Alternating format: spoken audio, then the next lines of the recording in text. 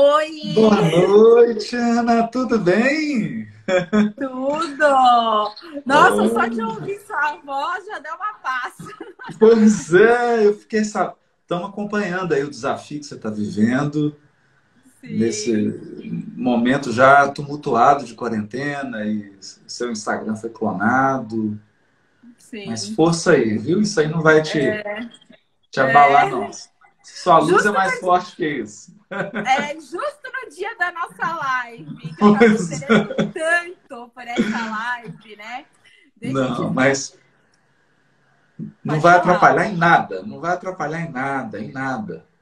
Ai, que bom ouvir isso. É bom que Porque você assim, chega cheio de coragem, cheio de vitalidade. né? É para mostrar como a gente tem que ser forte, né? Nos piores momentos da nossa vida, Verdade, né? é verdade. Apesar da gente estar nesse transtorno de quarentena, a gente fica tentando se manter positivo. Por exemplo, sou uma pessoa que eu já não estou mais assistindo tantas notícias, eu vejo só um pouquinho para manter o equilíbrio. Mas, Eu estou meditando todos os dias, que foi uma coisa que eu comecei agora na quarentena, que eu vejo que dá coisa um boa. equilíbrio, fantástico. E assim, eu estou muito feliz que você aceitou o meu Ah, convite.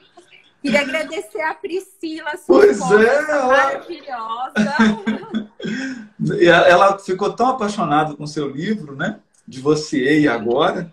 E ela é. leu, achou assim encantador e também a gente se encontrou lá no lançamento. Foi um momento tão especial, né? Mas eu também estou Nossa, muito grato de poder participar, me sinto muito honrado pelo convite. porque assim, a Pri foi a primeira pessoa que eu autografei meu livro. Aí eu fiquei pensando, eu falei, gente, eu tô autografando meu livro para a esposa do Haroldo. Tipo Ah, assim, meu porque Deus! eu era só fã e eu assistia suas palestras, né? Mais pro lado religioso, pelo YouTube, assim, há muito tempo que eu te assisto, que eu adoro, assim, seu jeito de tratar as coisas, o quanto Ah, que você é bom. inteligente, o quanto você ensina as pessoas, o quanto você faz bem para as pessoas, que você faz a diferença na minha vida, né? Então, assim, para mim, Obrigado. imagina que sonho a sua esposa vir me pedir um Pois, autógrafo, a primeira pessoa. Então, assim, foi e muito ela. especial. Não, mas olha, seu livro está lindo, que livro bom, que coisa boa, né? Porque É, é o que as pessoas precisam ouvir depois de um momento tão difícil como esse, né? porque assim, Foi muito bom. eu comecei a ver, assim, advogando na área de família, que assim, muitas famílias ficavam destruídas pelo processo judicial. Você, como juiz, pode saber muito melhor do que eu isso. E eu comecei a ver que tinha novas formas da gente resolver isso. Comecei a aprofundar. Eu sempre fui do lado da mediação, fiquei 5 anos aqui no fórum na mediação, na conciliação. E falei assim, gente, o divórcio pode acontecer, mas assim, tem que acontecer de um jeito que a família não seja destruída, porque essa família ela vai Verdade, continuar, né? A verdade. família vai continuar num outro formato, né? Ela vai deixar de ser a família, o homem, a mulher e os filhos, vai ser numa família que era mononuclear, vai passar a ser binuclear. E as pessoas Exatamente. precisam saber lidar com isso, principalmente por causa dos filhos, né? E aí eu fiz essa série agora, Family Flix, Ah, que assim, um nome legal. até criativo, porque eu falei assim, eu preciso trazer pessoas que ajudem as pessoas a enfrentar esses conflitos. Então, assim, eu Exato. trouxe o Sami, que criou o direito sistêmico, usando as constelações familiares. Ah, Aí eu que trouxe a Vanessa, fantástico. ele falou aqui.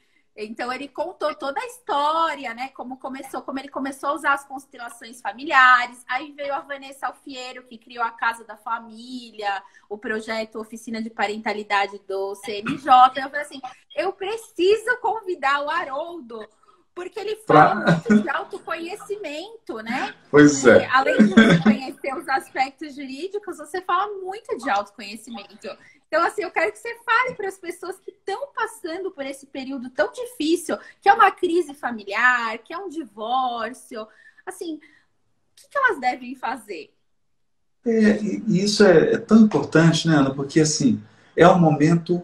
realmente desafiador. Eu diria que de tudo que a gente passa na vida, esses são poucos momentos que mexem com as estruturas mais profundas de um ser humano. Porque o divórcio, ele toca na sua raiva, na sua mágoa, na sua dor, na sua decepção, toca às vezes no desespero, a pessoa imagina que não tem mais possibilidade de seguir adiante, de construir a vida, de fazer diferente. É como você falou, é tudo muito novo, porque antes estava tudo concentrado numa família, e aí começam os filhos. Então, eu acho que a primeira coisa que a pessoa precisa é realmente se permitir a fragilidade. Se É. permitir. Não é? É um momento desafiador mesmo, é difícil. E a gente, às vezes, observa os operadores do direito, são magistrados, promotores, advogados, faltando, às vezes, a sensibilidade para lidar com esse momento. Então, eu fiquei muito feliz de você estar falando aí, ter trazido o Sami para conversar, porque aqui na comarca a gente também implementou a Ai, que constelação legal. familiar. Eu, inclusive, Sim. sou o coordenador do Centro Judicial de Conciliação e Mediação, o CEJUSC. E, Ah, e aí a Cristiane, que é uma juíza de família, muito antenada com isso, muito sensível, ela trouxe, então lá faz a constelação e a gente percebeu assim que impacto que foi. Porque já é tão doloroso o processo e você passar por ele com ódio, fica tudo mais pesado, fica tudo mais denso, fica tudo mais difícil. E eu acho que a constelação familiar ela ajuda a gente a enxergar outros desdobramentos, outras dimensões da questão. E nós, operadores do direito, nós deveríamos atuar mais como bombeiro do que como incendiário. Né? Às vezes a gente percebe exatamente. isso. Né? A formação das faculdades, infelizmente, as faculdades de direito, elas formam os profissionais para o litígio, formam eles para a briga, para a arrogância, para o jogo de poder, para a vaidade. O E advogado que briga melhor é considerado melhor, né? E o a gente bom sabe que não advogado é isso. é engraçado essa avaliação, né? Que às vezes a gente vê isso, o cliente, não, mas meu advogado ele tem que chegar gritando aqui, tem que chegar brigando. Mas eu acho que esse paradigma já passou, esse paradigma também do juiz autoritário, do juiz que bate na mesa, isso também já era, isso não faz o menor sentido, né? As pessoas chegam ali doloridas, tem vidas envolvidas, tem patrimônio, tem crianças, quantos Sim. divórcios que têm filhos. E é importante a gente dizer isso, né? O casal se separou, mas o filho não. A mãe continua mãe, o pai continua pai. É, só deixou de existir o casal conjugal, mas o casal parental, ele vai continuar existindo e as pessoas têm que estar cientes disso, né?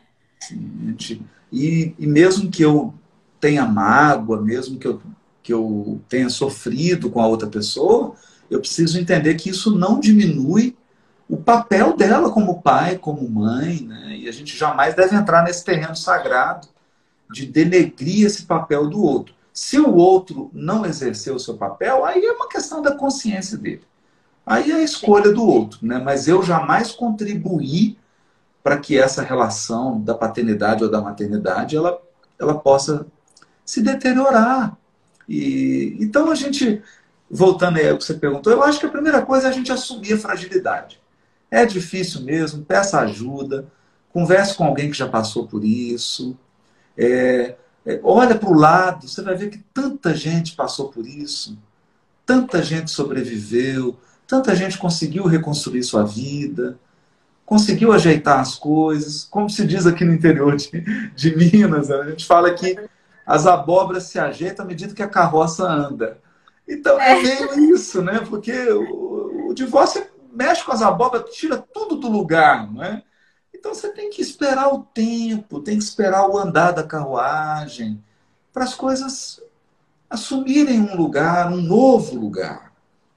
Então acho que o sim. primeiro ponto é isso, né? A gente se permitir ser humano. ser humano, se permitir sofrer, se permitir chorar, se Tentar ficar permitir... sendo forte, né? Ficar... Eu falo, é um sonho que da pessoa que não deu certo, né? Então, É, ninguém casa para separar, ninguém tem filho isso. pensando em morar longe. Só que aconteceu alguma coisa que aquele relacionamento não pôde continuar. Então, as pessoas precisam lidar com essa dor, né? Com essa dor. E aí entra acho que depois que a pessoa passa essa primeira fase, que eu falo que tem uma fase do desespero, que é a fase do luto. É natural isso, né? Aí a pessoa passa por todos aqueles processos do luto, né? Ela nega, depois ela tenta barganhar, depois ela Ai, fica acho que é só uma revoltada. crise, né? No começo, acho que é só uma crise, a gente vai voltar, ou depois fica com a raiva, né? Depois vem a barganha que A você falou, barganha, né? Então, assim, a tristeza. tristeza, até Né? que ela consiga atingir aquele momento que é o momento mais profundo, que é o momento da aceitação. Que é quando você... Não significa que a dor se apaga, não significa... É o momento mas você aceita aquela circunstância e você começa a buscar caminhos construtivos, criativos para refazer a vida. Né? É isso, né? Então, quando a pessoa chega nesse momento, aí eu falo que ela viveu o luto. Quando ela passa por essas fases, ela viveu o luto, aí vem um outro momento. Eu acho que aí vem um momento que você falou tão bem, que é do autoconhecimento. Que é do autoconhecimento. Porque aí não tem mais o outro, aí sou só eu diante do espelho. E aí eu preciso me perguntar, quais padrões dentro de mim me levaram a essa situação? Porque uma relação, por mais que o outro tenha a sua responsabilidade, ninguém está tirando as responsabilidades, Os dois são responsáveis. mas é uma né, relação. Eu sempre falo isso, não tem um culpado, né? É uma relação. E aí você se olhar depois no espelho e tentar compreender quais foram os padrões internos que, se não causaram, porque aqui não é isso, né? Não é ficar descobrindo quem foi a causa, porque não é tão simples assim, né? Sim, É muito mais complicado do que isso, né? De achar causa ou achar culpado. Mas assim, a pessoa se perguntar, por que eu me meti nisso, né? O que aconteceu, né? Por que eu fui que eu entrei nisso? O que aconteceu aqui? Até que parte, onde eu participei nisso, né? E aí esse é um momento desafiador, porque você olhar para si mesmo não é fácil. Não é fácil. Né? Seu livro, A Bússola e o Leme. E eu falo que é uma coisa engraçada, que é igual você arrumar o quarto escuro, né? O quarto que está meio sem luz. Você não está enxergando. Quando você acende a luz e fica claro, você começa a ver coisas que você não via. Então dá um certo desespero, né?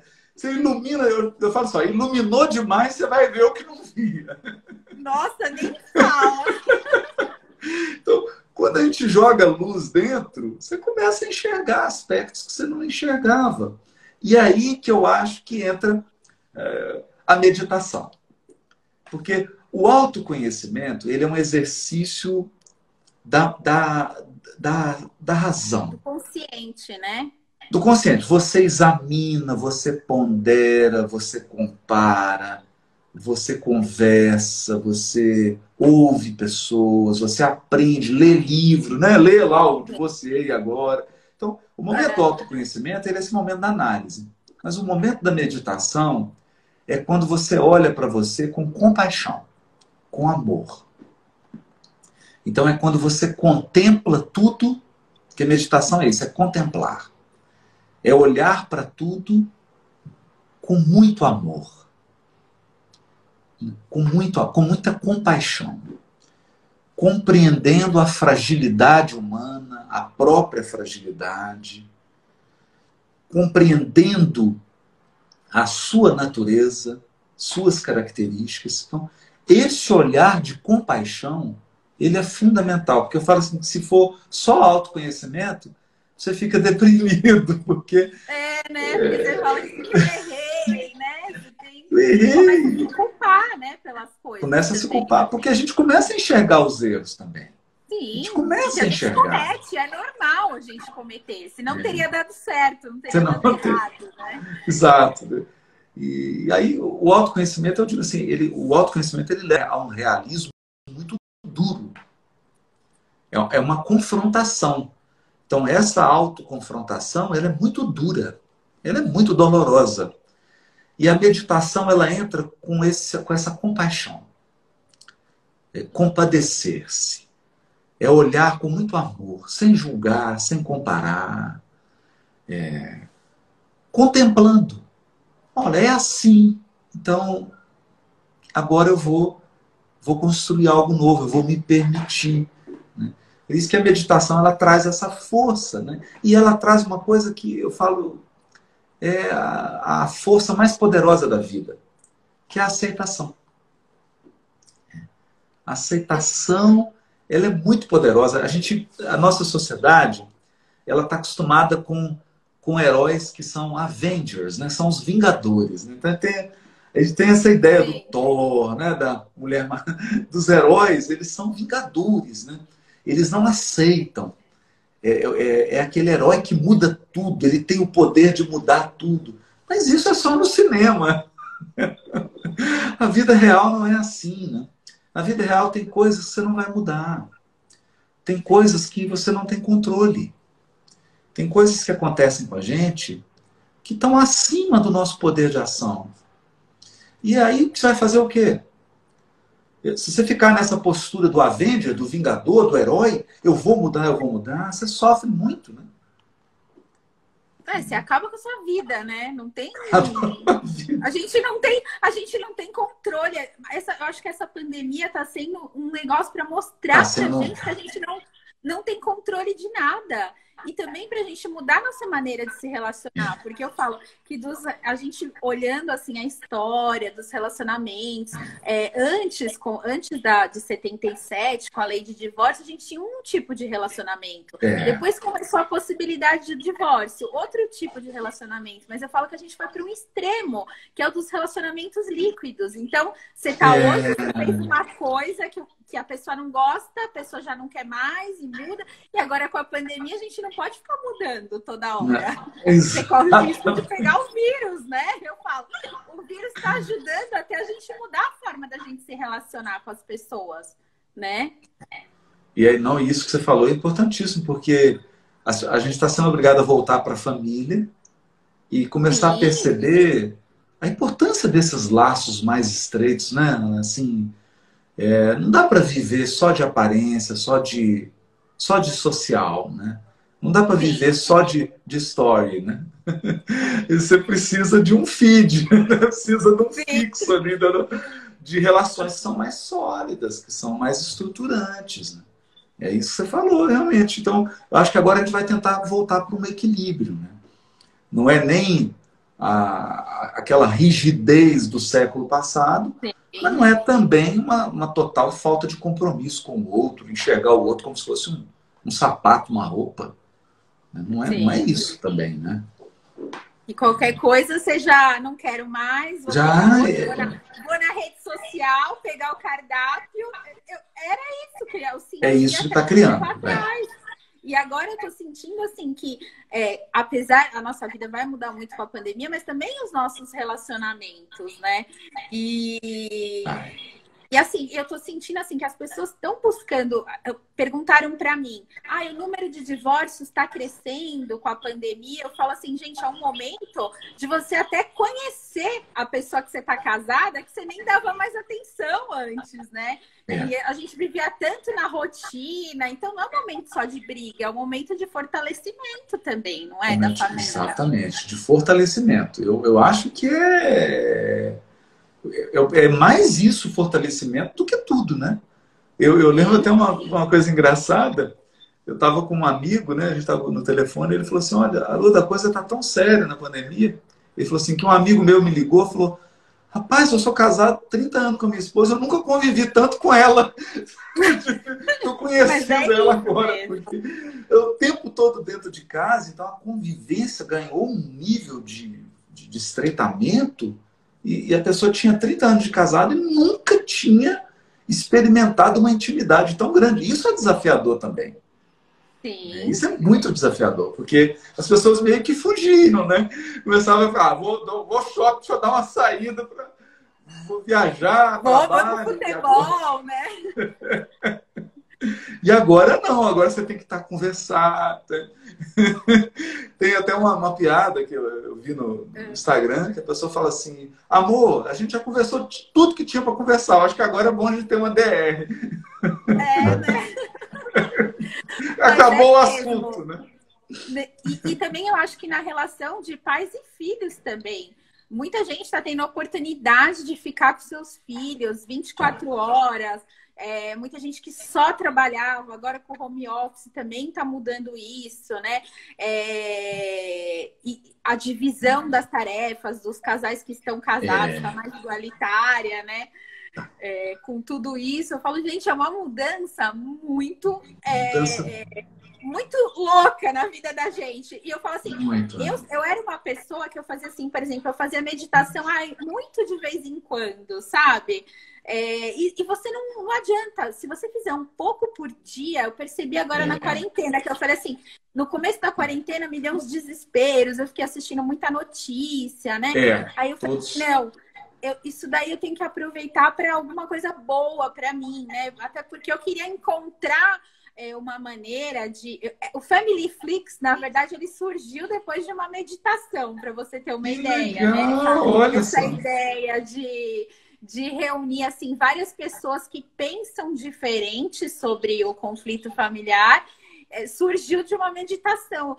Porque eu não achava uma coisa importante, eu passei a achar uma coisa muito importante agora para resolver tudo, né? Então, assim, eu falei, eu preciso que o Haroldo fale dessa coisa de autoconhecimento, da meditação e dessa transformação que a família está sofrendo agora nessa época.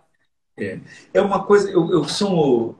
Essa experiência que você está dizendo é tão legal, Ana, porque assim, a meditação ela é isso, por ela nos ensinar a observar, sem julgar, sem comparar, a meditação ela desenvolve duas forças. A primeira delas é a compaixão. Então, você aprende a olhar com amor. Porque você não está julgando, você está apenas observando. Você não está interessado em comparar. Você quer apenas olhar, contemplar. E ao contemplar, você começa a ter uma visão do todo. E aí surgem intuições muito poderosas. Porque com a meditação você passa a ter uma compreensão profunda das coisas. É uma compreensão que não é apenas o entendimento das partes. É o entendimento do todo. Você tem flashes de conexão com o todo. E aí você fala, meu Deus, é isso. E aí surgem projetos, surgem muitas iniciativas, né? Isso é muito importante. E eu acho que a outra coisa muito importante da meditação, que é assim, a gente ouve música, mas a gente não pensa uma coisa. Música é feita de sons e de silêncio. De notas e de pausas. Porque uma música que for só som, ela é uma sirene, não para. O som é contínuo. Isso não é música. Então a música ela é uma mistura de notas e pausas. A pausa é a meditação. A pausa é o silêncio. Esse silêncio é a meditação. E quando você coloca silêncio nesse mundo de notas da sua cabeça, você começa a perceber as notas. Então você está meditando, você começa a perceber padrões de memória, padrões de lembrança, padrões emocionais. Você fala, gente, olha só, eu sinto essa emoção, todo dia eu sinto isso. Parece que são 3 emoções, são as que eu mais sinto todo dia. Não importa o motivo, eu estou sempre sentindo raiva, tristeza, estou dando um exemplo. Eu sempre sinto isso. Sim. Você começa a perceber isso. E aí o legal é que quando você percebe isso, você para de se identificar totalmente com isso. Isso exatamente. né? Porque aí você até vê que parece que é uma coisa fora de você. Eu tô falando para uma pessoa que é iniciante na meditação. Se você for pensar, faz 2 meses que eu comecei assim regularmente. Eu sinto que é uma coisa. Aí eu falo, não, eu não sou isso, né? Não Não é sou isso isso. que você sente. Eu não sou isso. Como hoje. Então, assim, a hora que aconteceu essa coisa com o Instagram, vem um turbilhão de emoções, né? Vem a emoção da Sim, raiva, vem a emoção do medo, vem a emoção da ansiedade, você fica antecipando, fica agitado, né? E sim. depois você vai olhar e falar, gente, eu senti tudo isso, mas agora eu estou sentindo bem, eu estou calmo. Então eu não sou isso. Eu sinto essas coisas, mas eu não sou isso. Isso passa por mim, mas eu sou a estrada por onde tudo isso passa. Olha, Nossa, isso perfeito. é o grande, esse é o grande barato da meditação, né? Esse é o grande momento, porque aí você começa a acessar seu eu profundo, né? A sua verdadeira essência. Essa essência criadora, criativa, capaz de reconstruir, capaz de se reinventar, capaz de se adaptar, capaz de contornar, de superar. É muito bonito esse momento, né? Quando a gente Não, acessa isso. agora eu fico pensando, eu penso assim, gente, por que que eu demorei tanto tempo para começar a fazer isso com uma regularidade? E eu vejo assim, o quanto a minha Verdade. vida conseguiu mudar em tão pouco tempo. A quarentena, eu tô de Quando, quarentena há 2 meses e meio no isolamento, mas parece que faz muito mais tempo de tantas é, transformações que já vieram, né? É normal isso na nossa vida. eu falo assim, tem pessoas que estão aproveitando a quarentena e elas vão sair muito maduras. Vão sair muito mais plenas, muito mais com a riqueza interior, um amadurecimento. Tem outras que, infelizmente, não estão aproveitando, até porque, eu falo assim, a gente não tem esse cuidado, né, Ana? Hoje, assim, as pessoas, elas se preocupam, por exemplo, com a alimentação. Todo mundo, né? Com raras exceções, a pessoa não fica comendo qualquer coisa. Ela está preocupada, ela tem um mínimo ali de cuidado com o que ela come.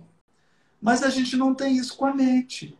Então você liga em qualquer canal, você ouve qualquer notícia, você fica ali. E aí, isso que você falou, no início da quarentena, a gente ficava alimentando com aquelas notícias tendenciosas, né?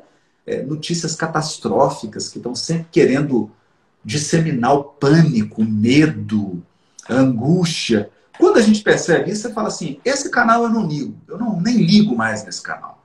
Isso aqui eu não vou nem assistir. Isso aqui eu não vou nem acessar.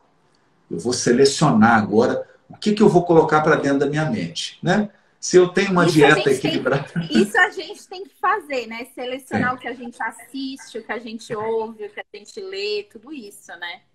Eu falo que é a dieta mental, né? Tem que saber É, o que você coloca para dentro aqui, né?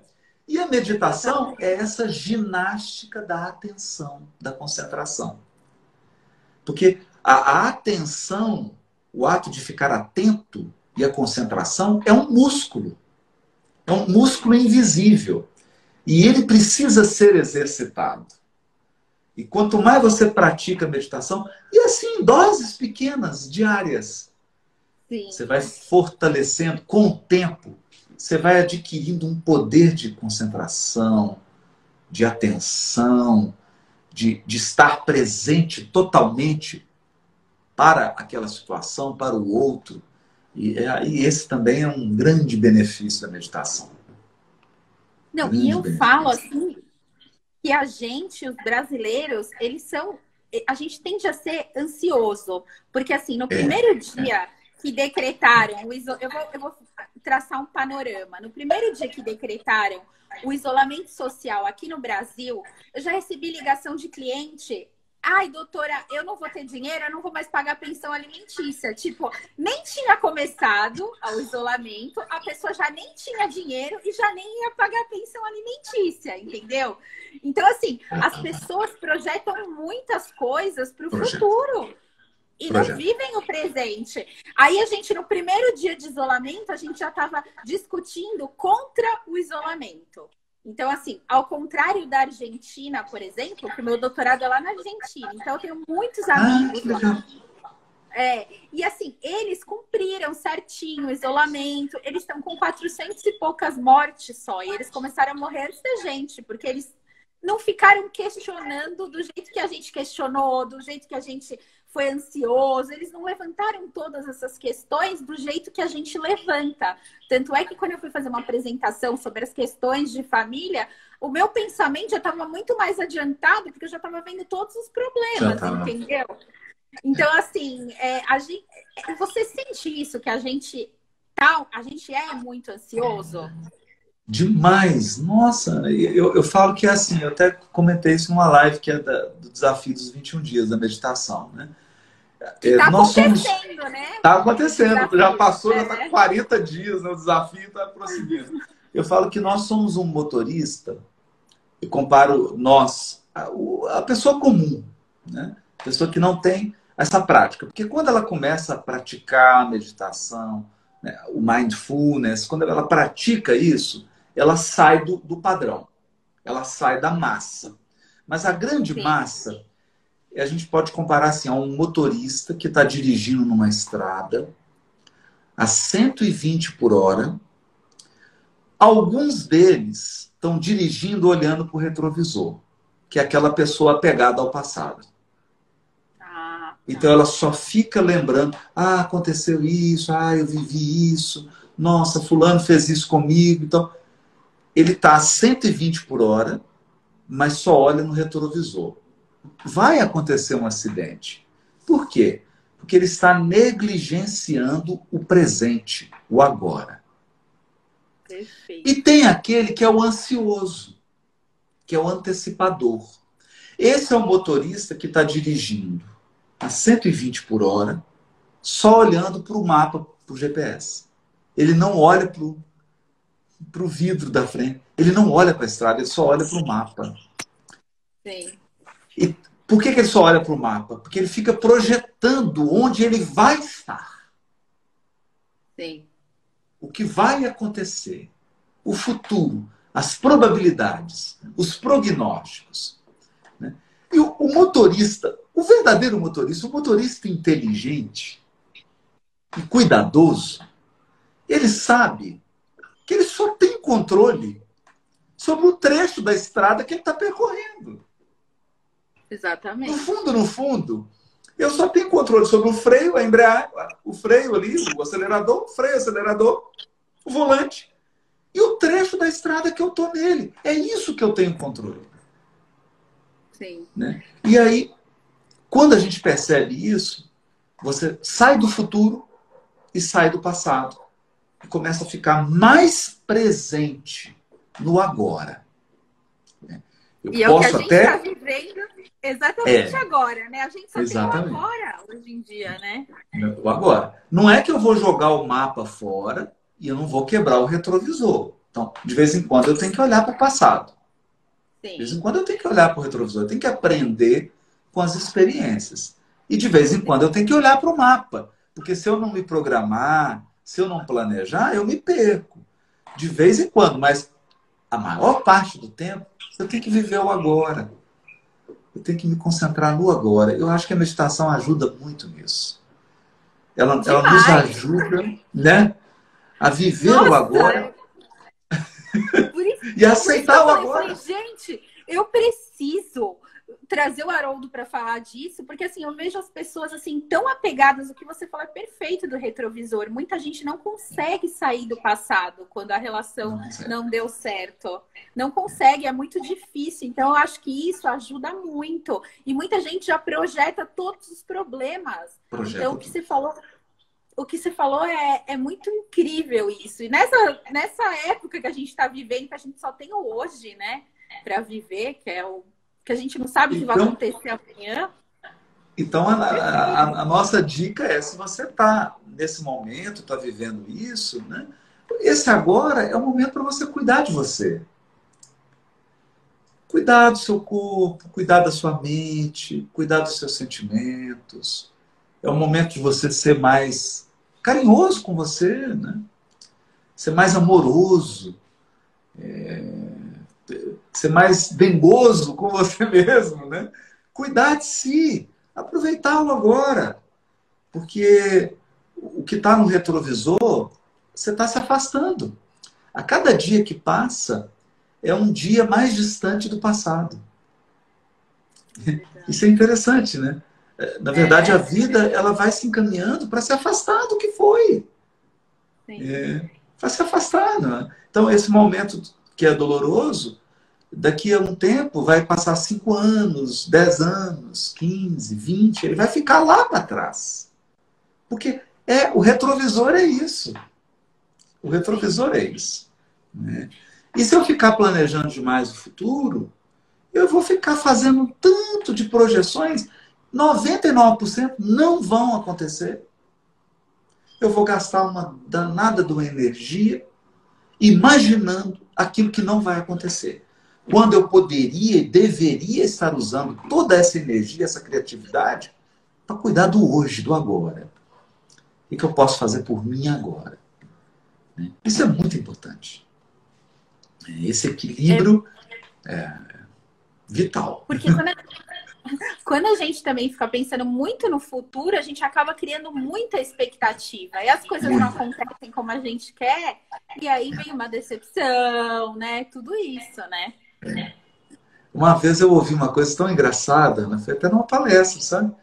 A pessoa falou assim, que felicidade é expectativa menos realidade. E eu fiquei com aquilo na cabeça. E não, é verdade.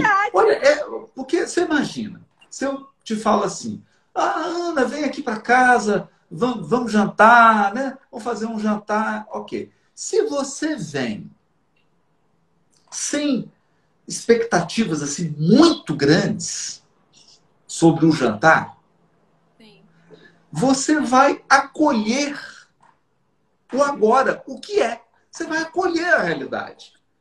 Você vai acolher. Não é? Agora, se você falar, nossa, eu vou sair sexta-feira, aí para um restaurante, aí você já começa, não, eu tenho que chegar a tal horário, não, eu tenho que colocar esse vestido, e não, eu preciso sentar nessa mesa, e aí tem que acontecer isso. Você começou a colocar um tanto de regra, só que o futuro, ele não obedece às nossas regras. Nossa, e aí você construiu um padrão que, por mais fantástica que seja a realidade, ela não vai atender ao seu padrão. Aí, expectativa menos realidade, sua felicidade vai ser pequena. Ao passo daí nos relacionamentos, daí é muito importante. Né? Demais. Porque a gente tem uma tendência de colocar expectativa, e quanto mais expectativa a gente coloca, parece que a gente está cobrando mais o outro a atender as nossas expectativas, e a gente não dá certo, né? E a gente faz um manequim para ele, ele tem que entrar. Às vezes ele não cabe, né? Ele não cabe naquela roupa que você... Aquele padrãozinho que você combinou. Eu lembro que tem um caso, para quem gosta aí de futebol, né? Tem um caso muito engraçado da seleção brasileira, era o Mané Garrincha, né? E ele jogava muito, aquela coisa toda, e o técnico chamou ele, o Brasil ia jogar com a Rússia. E aí o técnico chamou o Garrincha e falou, Garrincha, vai acontecer o seguinte, você vai pegar a bola no meio do campo, e aí eu quero que você vá para a direita. E aí vai vir aquele jogador lá, falou o nome lá do russo, e aí você dribla ele. E aí você vai mais para o centro do campo, vai vir aquele outro fulano, você vai driblar ele e vai chegar na defesa. Aí mais 2 dribles, se você está de frente para o gol, você faz o gol. Você entendeu, Garrincha? Você entendeu isso? Você já criou toda a história. Aí ele falou assim, entendi. Então, tá combinado? Ele falou assim, comigo tá combinado. Só falta você combinar com os russos. E é verdade, né? Depende de outra pessoa, né? Só falta você combinar com o time adversário. Porque, quer dizer, a vida não é assim, né? Aí eu vou aqui para a direita, depois eu venho para a esquerda. Mas você combinou isso com a vida? Você combinou isso com as outras pessoas? Não combinou. Então, a vida e as outras pessoas, elas não vão cair no seu padrãozinho, no seu esquema. Naquele esqueminha fechado que você fez com tudo. Não vai. Porque a vida, ela flui. E ela flui abundante. E às vezes ela flui muito mais bonita do que o que você planejou. Exatamente. Isso aqui é bacana, né? Imagina eu nunca planejei que meu primeiro autógrafo fosse ser para sua esposa. Pois é, a Priscila estava lá. Com o livro todo marcadinho, adorei seu livro. Eu falei, gente, isso daqui é um sonho? Eu tô vivendo um sonho que a esposa do Haroldo tá me pedindo um autógrafo? Que legal, tá? Então isso é bonito da vida, né? A gente precisa recuperar, e é bonito isso porque são duas emoções que os neurocientistas até estudam, que é a surpresa e a antecipação. Quando você está na antecipação, você está no planejamento, você está no prognóstico, você está tentando prever. Isso é antecipação. Antecipação é bom. É bom porque você fala assim, eu preciso sair amanhã porque eu tenho uma audiência. Então, bom, como o trânsito aqui é meio complicado, eu vou sair meia hora mais cedo. Isso é importante, é um planejamento saudável. É quando a emoção está num nível saudável. Você está antecipando, você está planejando. Só que quando a antecipação sai do patamar saudável, aí ela vira ansiedade. Aí você tem audiência amanhã, você não consegue dormir. Aí você não consegue comer. Aí, porque você está tão no prognóstico, você está tão tanto tentando prever, aí ficou Nessa difícil. hora tem que meditar, então. Tem que meditar para você diminuir o volume. Porque a gente não consegue eliminar a emoção. Isso é bobagem. A gente consegue alterar no volume. Agora, o bonito é que tem uma outra emoção que é um par da antecipação. E isso eu falo para os ansiosos. Para todos nós ansiosos. Porque todos temos ansiedade. Para todos nós ansiosos. Eu também. O par da ansiedade é a surpresa. É a emoção surpresa. E o que é emoção surpresa? É quando você se permite ser surpreendido. Quando você se permite, quando você permite que a vida faça uma coisa diferente. Que a vida flua por um caminho diferente daquele que você tentou prever. Não. E aí é bonito, não é bonito? Porque o que é a surpresa? Então, evolutivamente falando, por que um animal, por que um ser humano se surpreende? A emoção surpresa, ela vem para que a gente se adapte ao ambiente. Então, ela é uma emoção que nos ajudou a sobreviver, porque ela criou adaptabilidade. A pessoa que se permite se surpreender com a vida, ela é adaptável. Ela tem mais jogo de cintura, ela tem molejo. Ela consegue. A pessoa muito rígida, ela perde a adaptabilidade. E aí, olha, perdeu a adaptabilidade, a vida fica muito difícil. Dura, né? Muito dura. Que é o que muito dizem... Antes falavam resiliência, agora falam antifrágil, né? Exatamente, né? Que a gente tem que ser antifrágil. E no fundo, o que a gente precisa? Os chineses já falavam isso, né? Confúcio, Lao Tse, ele fala assim, olha para o bambu. Sim. Ele é forte o suficiente para não se quebrar, mas flexível o suficiente para se dobrar à tempestade e ao vento. Eu acho que é aí que está o segredo, né? Quer dizer, eu não posso nem ser uma pessoa maluca que não planeja nada, que não tem disciplina, que não tem nada, mas eu também não posso ser aquele rígido que quero que o mundo se ajoelhe, né? Eu quero, imagina, né? Você sai aí em São Paulo, você quer que o trânsito se curve a sua programação. Não vai acontecer isso, né? Muito extremo uma coisa com a outra, a gente tem que ter o equilíbrio. Tem que encontrar e você acha assim que, eu percebo, né, que quando a gente medita, a gente vai mudando a gente mesmo. Então, a pessoa que está passando por um conflito familiar, né, se ela começa a meditar, você acha que essa possibilidade dela se modificar, se acalmar, isso daí vai interferir no jeito que ela lida com o outro também? Eu acho demais, Ana, porque o que acontece? Quando você está fora do estado meditativo, você está tomado pelas emoções. Tá. Não é você não está sendo você. As emoções te sequestraram. Sim. A gente sabe isso. Quando você vive uma irritação, um surto. Você fica tomado, você fica tomada, não é? Você fala, meu, tomado, você não consegue raciocinar. Às vezes você fica paralisado, você não consegue agir. Dependendo da emoção, você não consegue agir, você fica parada. E agora, o que eu faço? Você fica paralisado. Então, é importante a meditação, por quê? Porque eu reassumo o controle.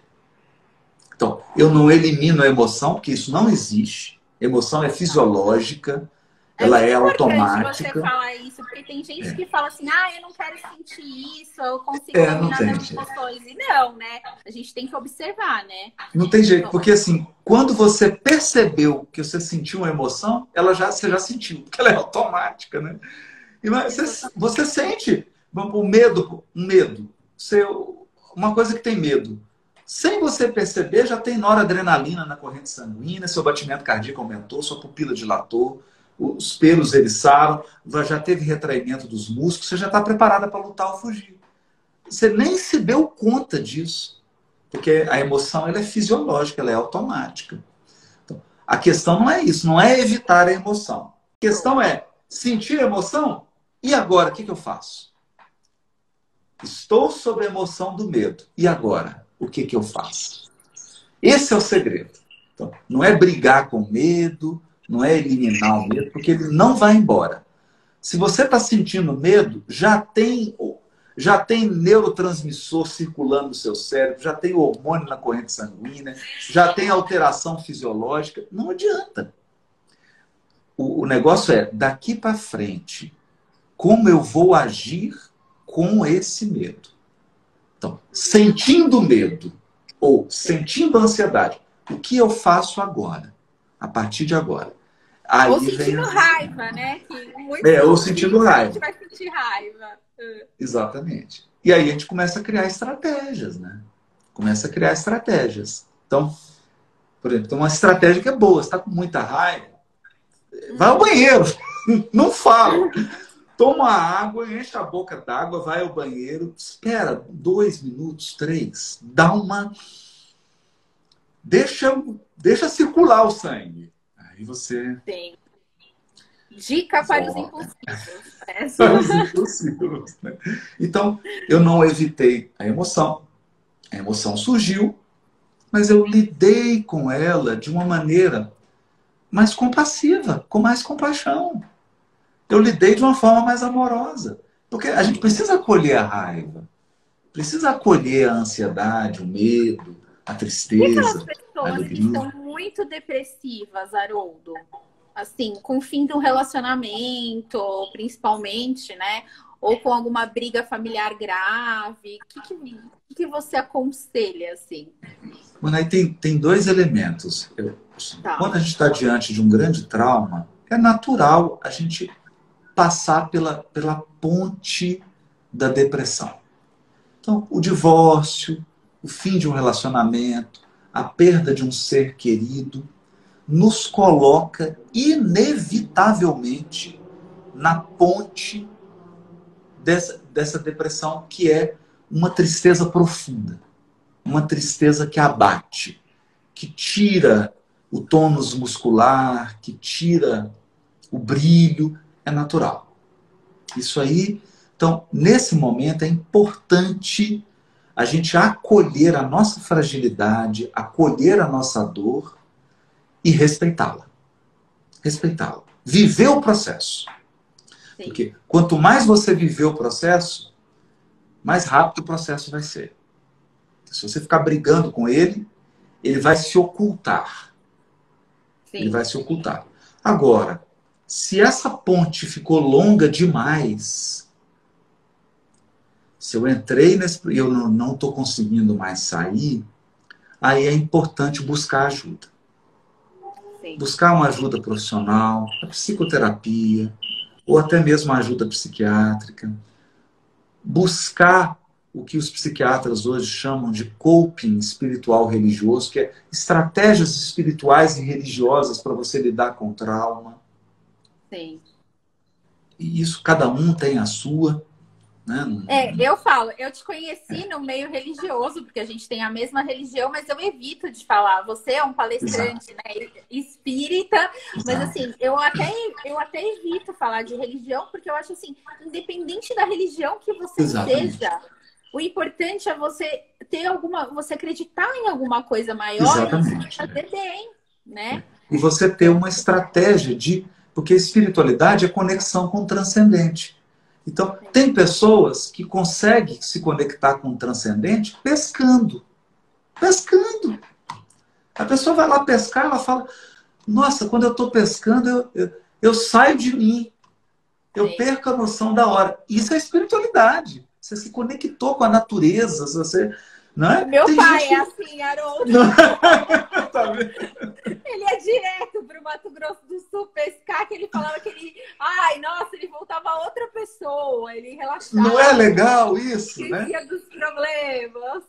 E É, quando a gente está enfrentando um grande trauma, é importante resgatar essas estratégias de espiritualidade, essas estratégias de conexão com a natureza, conexão com o sagrado, conexão com o espiritual. Cada um vai. Para um é um violão, uma viola, para o outro é pescar, para o outro é correr. Cada um vai ter a sua. E uma estratégia de coping também religioso, que é eu ter algo que me dê sentido, que traga sentido à dor que eu estou passando, sentido para a minha vida, sentido para o fato de eu estar aqui, porque isso a gente já sabe, o ser humano que perdeu o sentido, ele perdeu tudo. Ele está numa situação de muita vulnerabilidade. Então, sim, quando a pessoa perde o sentido da sua existência, pelo amor de Deus, procura ajuda agora. sim. Corre e vai lá procurar ajuda, porque você está muito vulnerável. Você precisa de uma ajuda. Seja de um psiquiatra, de um psicólogo. Por quê? Porque você precisa resgatar o sentido. Sem sentido na vida, ninguém vive. Né? Então, isso é muito importante. E não ter vergonha, né? Não ter vergonha. É isso que eu ia falar. De... Tem muita gente que tem preconceito de falar que faz uma terapia ou que foi num psiquiatra. E eu acho tão bom isso. Assim, eu Exato, vejo, eu vou exato. falar da Argentina de novo. Lá, todo mundo, lá, primeiro lugar, que ninguém entra com processo judicial antes de passar numa mediação. Olha, Quando você fala de, eu entrei com processo, mas como que foi a mediação? Eu falo, não teve mediação. Tipo, eles acham um absurdo, porque a cultura deles, entendeu? Já fazer uma mediação. E lá todo mundo quase faz uma terapia em algum momento da sua vida. Não é tão. Aqui, até antigamente, a gente falasse que fazia terapia, tem algum problema é, psicológico grave, é, né? E a gente já. exatamente. Tem muito preconceito. E, e é tão bom, porque nesses momentos, né, a gente sabe disso. A gente precisa de ajuda mesmo. Você Sim, precisa de ouvir uma palavra, um outro olhar, alguém que está de fora, alguém que te traz um calor, uma visão, uma presença que você exatamente. está necessitando naquele momento, né? Isso é muito importante. Não podemos ter que tirar esse preconceito mesmo. Porque se esse momento da tristeza ele prolonga demais, ele já fica preocupante. Precisa acender uma luzinha amarela.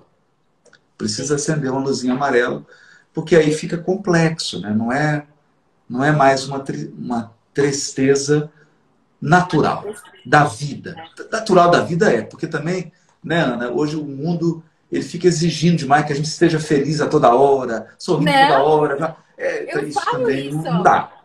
Eu falo, essa perfeição que a rede social principalmente exige da gente, ela não existe, né? Todo mundo tem as suas tristezas, os seus problemas, todos os relacionamentos não são perfeitos igual aparecem. E se a gente fica em busca só de uma perfeição, só do relacionamento perfeito, a gente vai ficando cada vez pior com a gente mesmo, né? Por isso que tem tantos casos de suicídio, né? Tudo isso. Exatamente. Exatamente. Porque aí a gente começa a viver é uma fantasia, não é mais a vida. Começa a Sim, encenar quase que uma novela, né? Deixa de sim. ser vida e vira uma novela, vira uma fantasia total. Então é importante isso, mas se passar do limite, a gente percebeu que não está conseguindo sair, eu acho que o grande sinal, sabe, Ana, é assim, o sinal, para mim, é um sinal vermelho para quem está na tristeza ou está na depressão.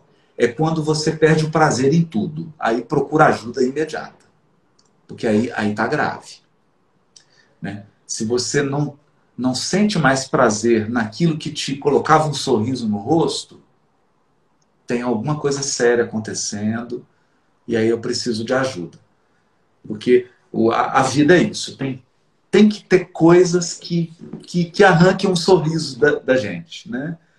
E por mais que seja dura a vida, esses prazeres a gente não pode perder. Se perdê-los, tem algo de muito errado acontecendo e aí a gente precisa realmente tratar. Sim. É muito importante você falar isso e falar para as pessoas que se nada disso der certo, se está meditando, não deu certo, você tem que procurar uma pessoa para te ajudar e não pode ter vergonha, né? Isso, Isso que é o principal. Porque é o trauma. Eu falo assim, Sim. olha, se você quebrar a perna, você vai ficar em casa? Não, pode deixar. Deixa quebrada aqui. Claro que não, né? A pessoa quebra a perna, a primeira coisa que ela faz é ir no médico. Por quê? Porque dói, porque ela sabe que vai ficar torta, ela precisa de um profissional para colocar no lugar, né? Agora, não é só osso que quebra. Não é só osso que quebra, né? Eu tenho um filme que eu acho tão lindo. O coração também quebra, né? A cabecinha também quebra as coisas, né? Tem um filme tão bonito que eu acho muito lindo. Para mim é um filme assim, que trata disso, que é o filme Beleza Oculta. Até a tradução é com Will Smith, né? A tradução não é muito feliz, porque na verdade o filme deveria se chamar Beleza Colateral. Porque, e aí o mote do filme é isso. Não deixe que a tristeza faça com que você não perceba a beleza colateral. Colateralmente a todo trauma existe uma beleza. Colateral. Olha que coisa, né? E aí tem um momento do filme, sem dar spoiler, né? Que ele fala assim para a psicóloga. Mas eu acho que eu acho que eu tô meio perturbado, eu acho que a minha cabeça não está muito no lugar. Aí ela fala assim, mas é claro, você perdeu uma filha. Nunca vai ficar no lugar. Sim. Nunca mais vai ficar no lugar. Eu achei isso tão bonito, né? Porque é como quebrar uma perna. Sim. O osso pode colar, mas nunca vai ser igual a... Nunca, você passou por um trauma. Né? Então eu falo que tudo você tem que tirar um aprendizado. Tirar as coisas ruins, mas tirar um aprendizado daquilo tudo. Exato. Que serviu para um aprendizado. Haroldo, tem uma péssima notícia para te dar. Daqui a um minuto tá acabando, quer dizer, já acabou, né? Acreditando. O Instagram vai nos derrubar. Melhor a gente despedir. Gente, olha, foi maravilhoso.